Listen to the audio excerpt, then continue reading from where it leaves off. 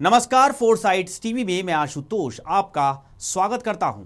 लोकसभा चुनाव में करारी हार के बाद अजीत पवार इन दिनों पिंक कोट में घूमते नजर आ रहे हैं। पवार का ये गुलाबी कोट राज्य के सियासी गलियारों में चर्चा का विषय भी बना हुआ है। कोई इसे किस्मत बदलने के लिए की जाने वाली कोशिश बता रहा है, तो कोई इसे राजनीतिक समीकरण को साधने के रूप में देख रहा है। अजीत का ये पिंक कोट इसलिए भी सुर्खियों में है क्योंकि अब से कुछ महीने बाद राज्य में विधानसभा के चुनाव होने वाले हैं।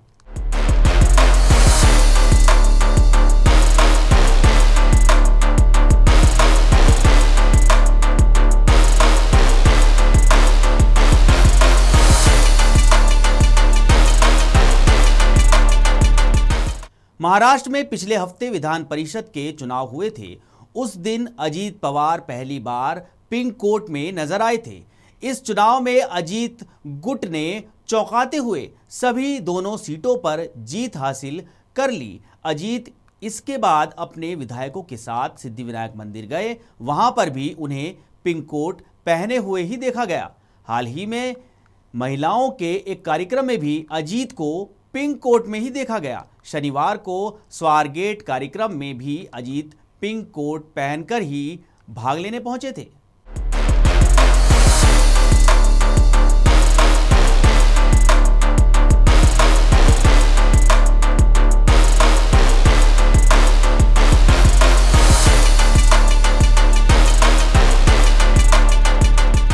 स्थानीय मीडिया में चल रही खबरों के मुताबिक अजीत पवार ने भविष्य की राजनीति को देखते हुए 12 पिंक कोट तैयार करवाए हैं। यानी आने वाले दिनों में अजीत अब पिंक कोट में ही दिख सकते हैं। इतना ही नहीं, पार्टी के हर कार्यक्रम में पिंक कलर को प्राथमिकता देने के लिए कहा गया है।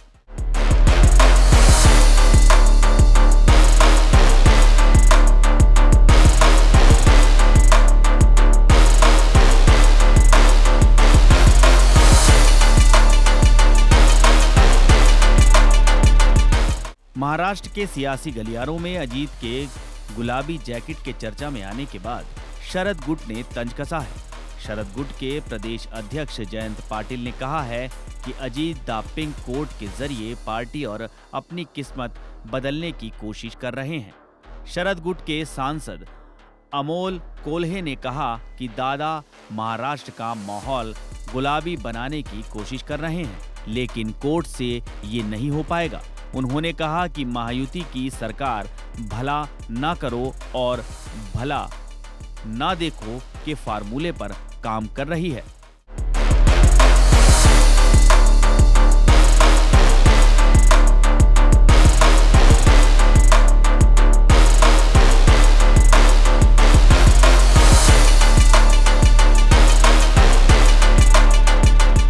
लोकसभा चुनाव में हार के बाद से अजीत पवार अपनी इमेज बदलने में जुटे हैं। इसी कड़ी में अजीत ने ये नया प्रयोग किया है। कहा जा रहा है कि पहले अजीत कार्यकर्ताओं से सख्ती से पेश आते थे, लेकिन अब ऐसा नहीं है। अजीत पवार ने हाल ही में अपने चुनावी रणनीति बनाने का जिम्मा डिजाइन बॉक्स को दिया है। कंपनी पहले डीके शिवकुमार और अशोक गहलोत के लिए भी रणनीति बना चुकी है। कंपनी का दोनों जगहों पर पिंक थीम ही था। ऐसे में कहा जा रहा है कि अजीत के पिंक कलर को तरजीह देने के पीछे कंपनी का ही थीम है। पिंक कलर महिलाओं को जोड़ने का एक सुलभ तरीका है। हाल ही में महाराष्ट्र सरकार ने लाडली बहना स्कीम की शुरुआत की है। अजीत वित्त मंत्री हैं और वो इस क्रेडिट को छोड़ना नहीं चाहते हैं। CSDS के मुताबिक हालिया लोकसभा चुनाव में बीजेपी को महिलाओं के 27% वोट मिले, जबकि शिवसेना शिंदे और अजीत एनसीपी को सिर्फ 16% वोट मिले।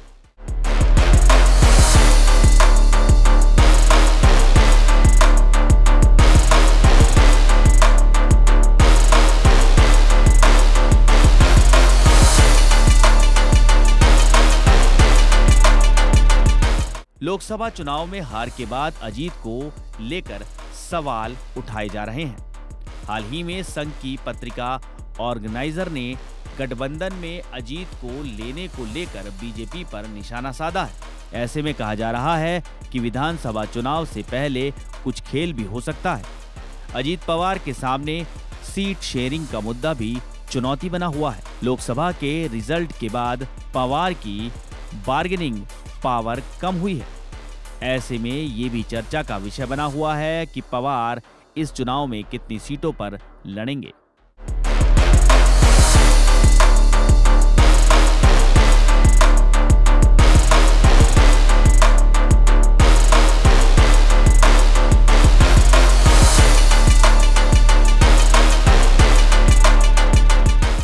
खबरों में रहना है अपडेट तो देखते रहिए फोरसाइट्स टीवी।